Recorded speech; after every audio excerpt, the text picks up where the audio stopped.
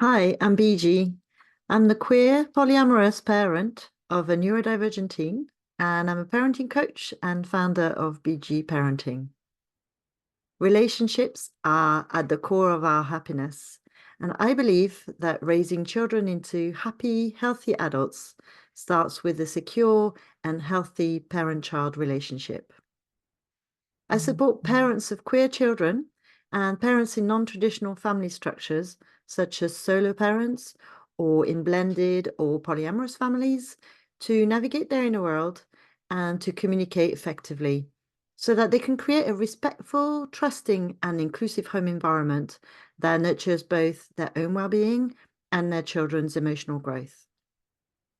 So welcome to this talk on why no means no isn't enough and how to build a true consent culture at home.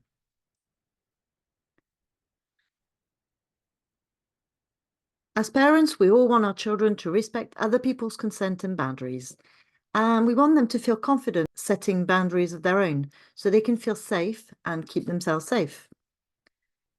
True respect isn't about simply following instructions. It's about learning to think critically, to understand why boundaries matter, and to develop genuine empathy. Creating a consent culture at home means building a space where everyone feels safe, valued, and free to be themselves. So let's take a moment to consider what consent looks like in our homes. When you think of teaching consent to your kids, what ideas come to mind? Today, I'm going to explore how a consent-focused parenting approach can give our kids a foundation of self-respect and confidence and help them understand and respect their own boundaries and other people's in a way that feels authentic and empowering. So to start, I'd like to explore what it means to shift from blame to supportive accountability. When we become consent-focused as a parent, the idea is to shift from treating mistakes as failures or reasons to enforce a lesson, and instead seeing them as moments where we can connect with our children and guide them towards a deeper understanding of themselves and others. Mistakes become opportunities to help our kids sit with their feelings, explore why they did what they did, and gradually build empathy and accountability. Let's say a child crosses a boundary. Maybe they push a sibling too hard during play. We might naturally want to correct them right away, thinking it will teach them about consequences. But in a consent-centered approach, we do things a little differently. First, we give them an opportunity to move through their emotion without querying it. So they get a chance to calm down and they're able to engage with us. And regulation would be another talk. Then instead of jumping to correction, as we're inclined to do, we start by helping our child tune into their own feelings and perspective. We might say something like, "It seems like you were feeling really frustrated there, or maybe really excited. Can you tell me what was going on?" This way, we help them pause and reflect on their emotions, which is the first step towards them understanding what happened for them. This approach doesn't lead to immediate results because learning true accountability is a gradual and developmental process. Children, especially when they're young, may experience guilt or confusion without fully understanding what drove their behavior, and that's okay, it's part of their learning. By gently guiding them to sit within uncomfortable feelings, we're showing them that it's safe to feel emotions like guilt or regret. They don't need to avoid these feelings. And as they learn to accept them, they also build the ability to empathize with others. Accountability, then, isn't about blame or shame. It's about helping children recognize their feelings and explore what might have led to their actions. Was it frustration, feeling left out, or something else? When children learn to reflect in this way, they begin moving past shame towards a genuine empathy for others. This reflection helps them understand both their own emotions and those of the person they may have hurt. At this stage, you might say, "When you're ready, let's think together about how that might have felt for your sibling." It's important to remember that this kind of emotional growth takes time. We can't expect our children to master it overnight. But by guiding them through difficult emotions and reassuring them that it's okay to feel this way, we're setting them up to form meaningful and trusting relationships. As children build this self-awareness, they start to take responsibility for their actions in a deep, authentic way, not as an obligation, but as a genuine understanding of the causes and impact of their behavior. Being given an opportunity to sit with their own difficult feelings and receiving empathy from us, their parent, allows them to truly grasp how another person might feel and develop empathy for that too. And this becomes the foundation for a real sense of conscience and genuine care for others. Without self-compassion, it's easy to fall into shame and externalize or avoid uncomfortable feelings, and that distances us from the true impact of our actions. When we're able to acknowledge our feelings instead and view them as a message that we have an unmet need, it helps us understand them and take our behaviors seriously. I'm sure you can see how useful learning this as a child can be. It's also this clarity that deepens our sense of responsibility and drives us to consider the feelings of the other person, not as a burden or punishment, or as a way to beat ourselves up, but as part of a caring, connecting relationship and a real sense of integrity with ourselves. In this way, true accountability goes beyond simply saying sorry. It's about taking ownership of our feelings and our actions and learning from our experiences and making different choices in the future. And as parents, our role is to create the safe space our children need to learn this. Have you ever noticed how differently children respond when they feel heard versus when they're just told to apologize?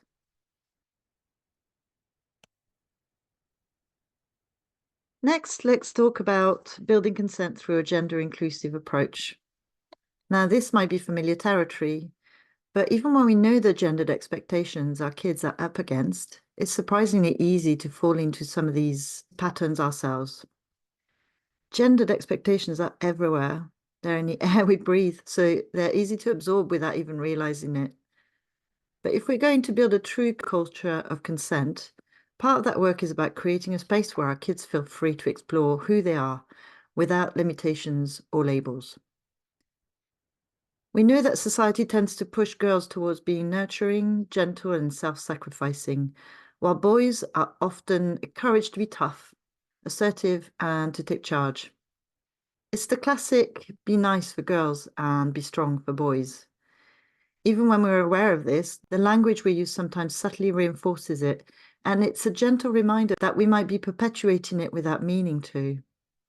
For example, if your child has a natural gift for empathy, it's easy to say something like, "You're so caring. You'd be great in a role like teaching or nursing." It's a simple statement and said with the best of intentions, but it can start to narrow their vision of what's possible. Instead, consider framing it in a way that's open-ended, like, "You have such a gift for understanding others. I wonder what kind of paths might let you use that strength." This subtle shift in language keeps things open and lets them consider a broader range of options. The same goes for activities that defy stereotypes. Maybe your son is drawn to dance, or your daughter loves to build and experiment with tools. Instead of guiding them back towards more traditional interests, we can lean in and ask, "What do you love about that?" Or "How can I help you explore this more?" It's a simple way to show them that we value their interests as they are. When we let them see their strengths aren't limited by gender, they build a stronger sense of agency and a confidence in making choices that reflect who they really are. And with that agency comes respect for the freedom and choices of others. Essentially, they start to experience consent as a natural part of relationships. It's no secret that these gender expectations are everywhere. From birth, children are surrounded by ideas of how they should act based on whether they're a boy or girl. And while many of us know these expectations exist, they still influence the ways we talk to and guide our kids. We want our daughters to feel strong, but they're still often expected to be nice and keep the peace. And we want our sons to be empathetic, but there's still a sense that boys should toughen up and not show emotions too freely. As parents, we might want to support our kids in stepping outside these boxes, but sometimes we might find it's challenging. There's pressure to conform, not just on them, but on us too. We're not here to break down every stereotype in one day, but little shifts in how we speak, support, and listen to our kids can go a long way.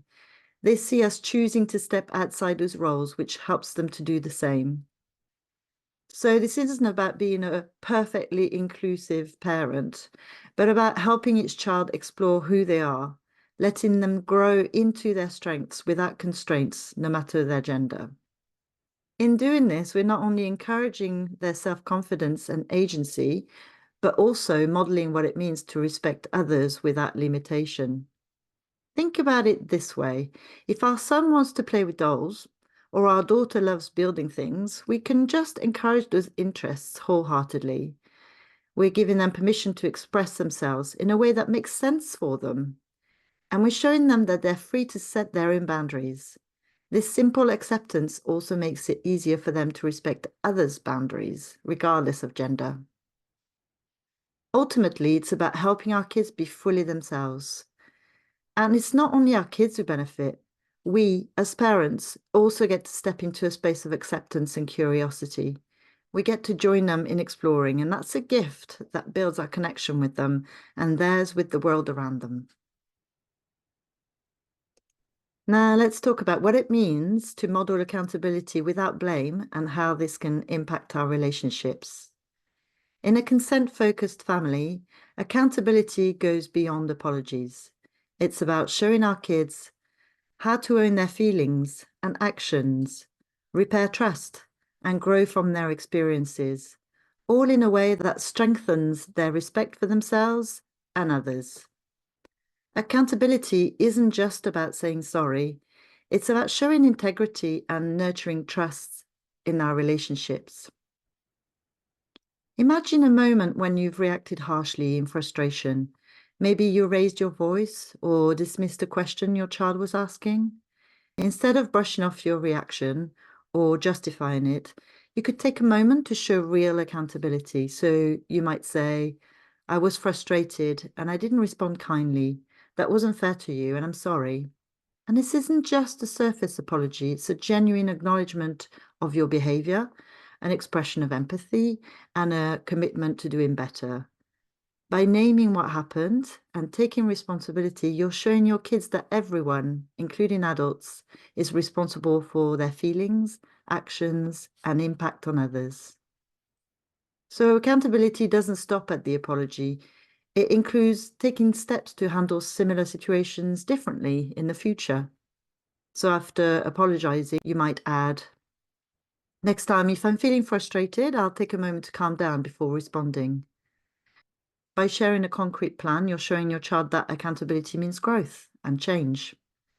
Just a quick note here, modeling this approach doesn't mean that we expect our children to always follow our lead. Their consent and agency are still just as valid here. So our actions need to come from a place of genuine care rather than being treated as a teaching moment.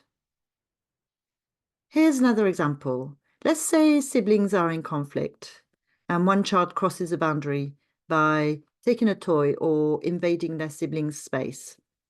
Instead of enforcing a quick say sorry routine, give them time to understand their own feelings and what led to their action. Then encourage them to think about meaningful ways to reconnect, like giving the toy back, negotiating an agreement they both feel good about, or maybe spending some time playing together to rebuild the connection. This way, we're moving beyond a quick apology. We're encouraging them to reflect on their siblings' experience and think of kind and genuine ways to repair the relationship. It's about seeing accountability as part of a healthy relationship, not just a transactional process. Through actions like these, we're teaching our kids to see accountability as a way to maintain trust, not as a punishment. Trust is the foundation of safety, and emotional safety especially allows kids to exercise their agency and consent. By showing them how to think for themselves and see beyond the surface, we're helping them build resilience to social pressures and a strong appreciation for their individuality and that of others. These open conversations reinforce consent as something that goes hand in hand with respect and empathy. To wrap things up, let's think about what it really means to create a consent culture at home and how this shapes the way our kids see themselves and others. Creating a consent culture at home means raising kids who respect themselves and others, feel confident in their choices, and understand that relationships are built on trust and empathy, not just on rules or duty. When we give them the freedom to make decisions, to challenge stereotypes, and to practice accountability without fear of blame or shame, we're giving them the tools to build meaningful connections that honor everyone's boundaries. So, what's one small change you could make this month to support consent and connection with your child? In a world that constantly tries to tell them who they should be, we're giving our children the foundation to decide for themselves. That's the true power of a consent culture. It's not only about setting boundaries, it's about raising individuals who feel safe, respected, and valued for who they are. Much of my work as a parenting coach is about helping parents understand their own feelings and uncover any unmet needs behind those feelings and reactions, especially when they're dealing with challenging behavior from their children. Then, when you're more in tune with your feelings and needs, I can support you in seeing beyond your child's behavior to understand their feelings, needs, and what drives that behavior. My coaching helps you meet your own needs and your child, and in the process, you're modeling this self-awareness for them. As I often say, a lot of parenting is modeling because our kids pick up so much from what we do. Looking after yourself and prioritizing connection with your loved ones is one of the surest ways to teach your child to value themselves and others.